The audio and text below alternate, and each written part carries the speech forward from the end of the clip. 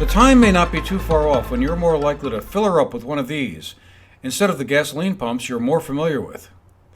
These are electric charging pumps, and they work a lot like regular gas pumps do, but here you're adding electrons, not gasoline, to your car. Electric cars have been a small niche market for the past 20 or so years, but with battery technology improving, and Volvo, the Swedish car maker, announcing it would be shifting to producing only electrical-powered vehicles starting in 2019, along with forecasts that electric cars will be cheaper to buy than internal combustion-powered ones, even without government subsidies by 2030, the time for electric cars may be nearing. The big bugaboo for them has always been their limited range, typically about 100 miles per charge, and the limited availability of electric charging stations. In November 2015, 2 electric charging stations opened in Manchester, one at the Double Hex restaurant on Route 1130, and another behind the Northshire bookstore. 2 more joined recently, one at the Taconic Hotel and another one at the recently opened Hampton Inn. There are now about 160 charging stations in Vermont. So we thought it was a good time to check in with the owners of the Double Hex and the Northshire bookstore to see how things were going at the pumps. Well, it's part of the overall concept of the restaurant to be full service. This is just one part of it, and it gets some use but not a lot of use, but it does get used, and it's getting used more and more, and it's one of the few charging stations in Vermont, and our goal was to make it part of the restaurant and part of the whole theater of the whole experience of coming to the Double Hex restaurant. It mainly gets used by customers. We do have people that come here for dinner and they notice the charging stations that didn't know that about them. But the charging stations also draw people to us, and it's kind of just a great service, I think. But in the beginning, I think we just wanted to be a part of building the infrastructure of the electric vehicle movement. The infrastructure is very important to get this thing rolling, and I think we realized that it would take a little time it may be a couple of years before this thing really starts to take off, kind of thing. But I think it's moving in that direction, really good. So folks, when they come here to charge their cars, they just pay? They swipe a credit card or something? How do they pay, or how are they charged?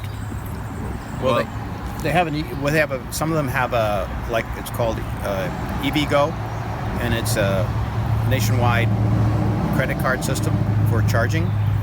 And there's also a number you can call to activate it if you don't have one.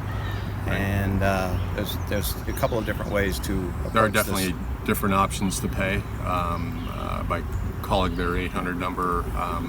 I believe you can just pay with the credit card and access their charging line. And this station is set up so that any car can charge here, any type of car.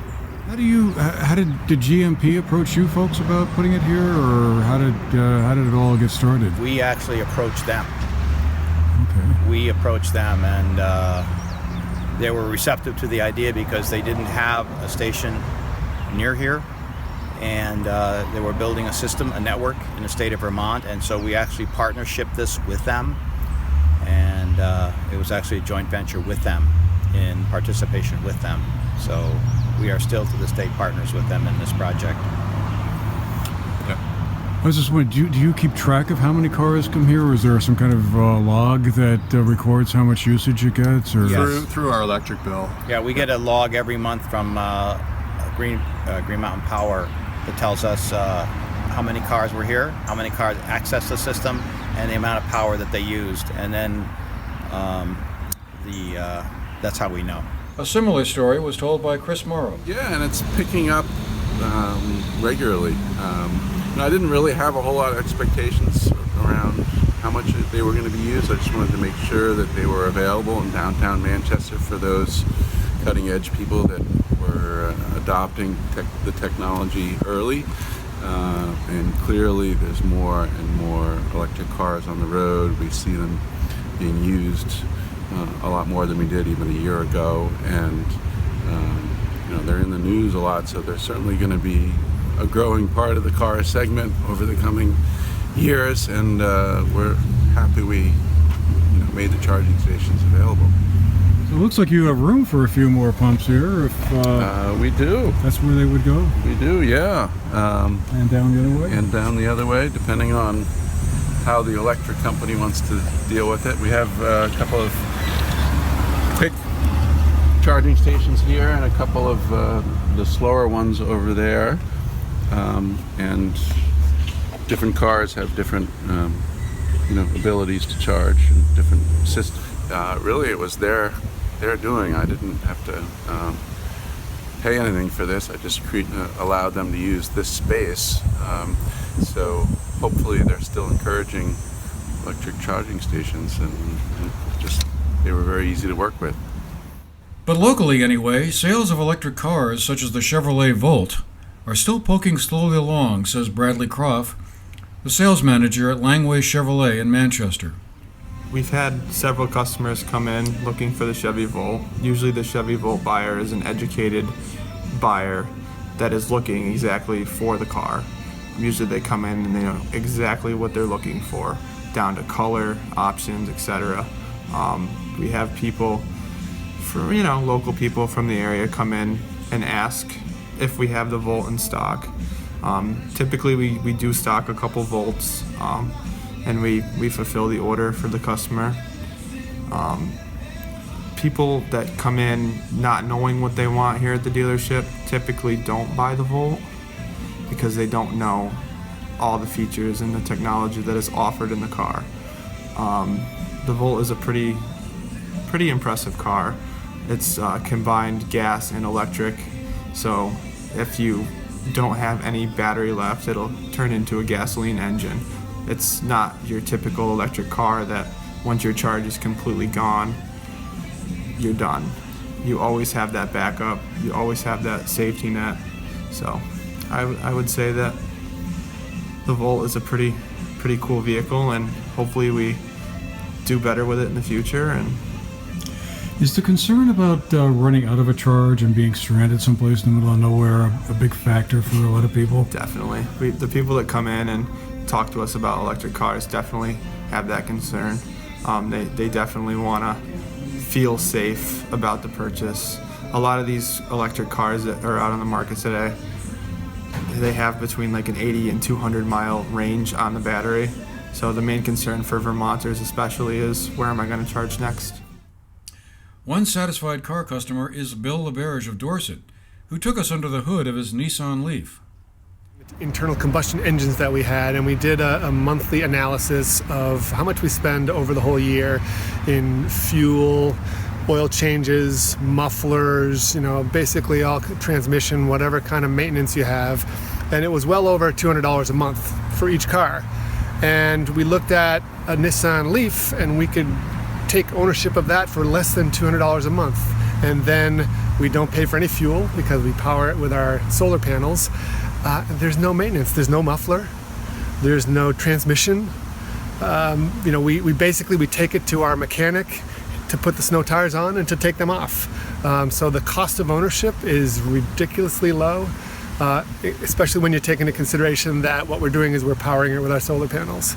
So we just thought, get rid of one internal combustion engine and get one of these. So we looked at several of them, and the Nissan Leaf made the most sense for us at the time. We have a 240 volt charging station that we use at our house. It'll also work do a supercharger, which is much like the Tesla charging station. So that's a 440 volt charger. So that's how you bump up the battery and increase it. And then I'll show you. I can't really show you the battery of the car, because what happens is, but you can see here that there's no transmission. The battery itself is actually built into the car. It's part of the floor of the car. So what it does is it actually gives the car a really low center of gravity and helps make the driving experience even better. It's a really fun car to drive. It has instant torque, so the minute you hit the accelerator, it's not a gas pedal, it's the accelerator. The minute you hit the accelerator, you just take right off because it's instant torque. They're smooth, they're quiet. Basically, they're not shifting gears, and you don't have to have all that, the motion of the shifting gears, and there's no noise. Comparing the cost of charging your electric car's battery and filling up the tank of your internal combustion engine vehicle isn't exactly an apples-to-apples comparison. For electric cars, the cost is driven by the price tag of a kilowatt of electricity in the state or the area you happen to be in. The average cost of electricity in the U.S. is about 12 cents per kilowatt hour. Therefore, the average person driving the average electric vehicle 15,000 miles per year pays about $540 per year to charge it. According to Edmunds.com, an automotive website, in the U.S., the cost of electricity varies far more than the cost of gasoline, from a kilowatt-hour average of 8.6 cents in Washington state to about 37 cents in Hawaii. Right now in Vermont, the average is about 17 cents per kilowatt-hour. A kilowatt-hour is the amount of electrical energy consumed when 1,000 watts are used for 1 hour. If Vermont is to achieve its state goal of obtaining 90% of its energy from renewable sources by the year 2050, electric cars are probably going to have to be a pretty big part of that mix. That's because gasoline consumption is such a big part of Vermont's energy needs. If advances in battery storage technology keep increasing at their present rate, the next car you own might indeed be an electric one. For the GNAT TV News Project, I'm Andrew McKeever.